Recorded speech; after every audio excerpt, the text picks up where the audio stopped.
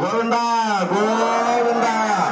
ఓం నమ శివాయ, ఓం నమ శివాయ, ఓం నమ శివాయ, ఓం నమ శివాయ.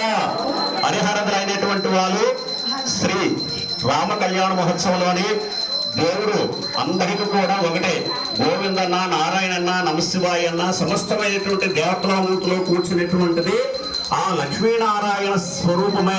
అందుకే మనకి చూడండి రామ అనే అక్షరం వస్తుంది, ఓం నమో నారాయణ, అలాగే ఓం నమశివాయ ఆ రెండు కలిపినటువంటిదే రామ అనే అక్షరం వస్తుంది. అటువంటి రామాలయంలోని సమస్తమైనటువంటివి కాటుగా కళ్ళుకి చల్లదనం ఇచ్చినటువంటిది అది కళ్ళుకు మాత్రమే తీసుకోవాలి. హారతి అనేది దూరంగా పెట్టి అందరూ దండం పెట్టుకు చేసుకుంటారు. శ్రీ మహాలక్ష్మి శ్రీ దేవతాభ్యో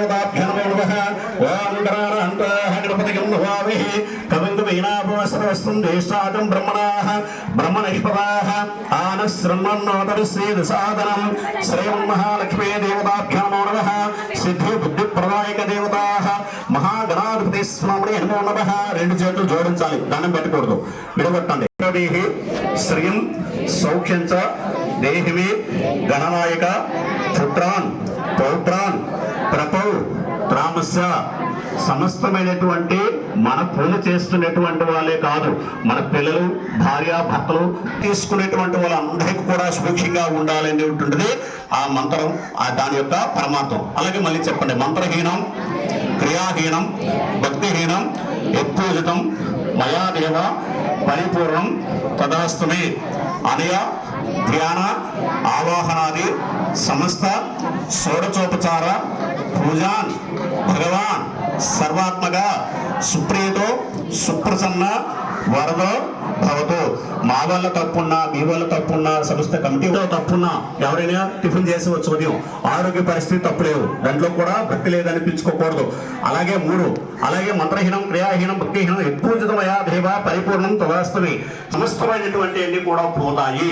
దానికి మంత్రహీనం, క్రియాహీనం, భక్తిహీనం, యత్పూజితమయా దేవ పరిపూర్ణం తదాస్తుమి. ఆ 16 పూజలు అంటే మనం చెయ్యాలంటే మన శక్తి చాలు. అందుకే శివాలయంకి 3 రోజులు 5 రోజులు పూజా కార్యక్రమం పెడతారు. 1 గంటలో పూజ అయిపోతుందంటే 16 పూజలు చేయాలంటే ఎప్పుడు చేస్తాం? మన అయ్యప్ప పూజ 5 పూజలు చేస్తాం, ఇంకా 3 పూజలు వదిలేస్తాం. అలాంటిది 16 పూజలు చేయాలి. అటువంటి 16 పూజలు చేస్తున్నటువంటి కార్యక్రమం 1 నిమిషానికి మనం ఇచ్చేస్తాం. అలాగే 2 లెంపలు వేసుకుంటారు. సహస్ర పరమాదేవి లెంపలు 2, సునీత బొట్టు పెట్టుకుంటారు, వినాయకుడు పువ్వు పెట్టుకుంటారు. భద్రెవరు బయట వాళ్ళు, అదే విధవాళ్ళని తీసుకోవాలి, కానీ పుణ్యస్త్రీలు కూడా పువ్వే పెట్టుకోవాలి. ఏది లేకపోయినట్టయితే మామూలుగా కుంకుమ పెట్టుకోండి. సహస్ర పరమాదేవి శతమూల శతాంకుర సర్వహతమే పాపం దూర్వాది స్వప్నాశ్రహి. సమస్తమైనటువంటి దేవతామూర్తులందరికీ కూడా పుణ్యసుకుంటారు. చెంబులో పసం పెట్టుకొని అశుభం కాదు. శివాలయం కనిపించక్కర్లేదు, శిఖరం కనిపిస్తే చాలు.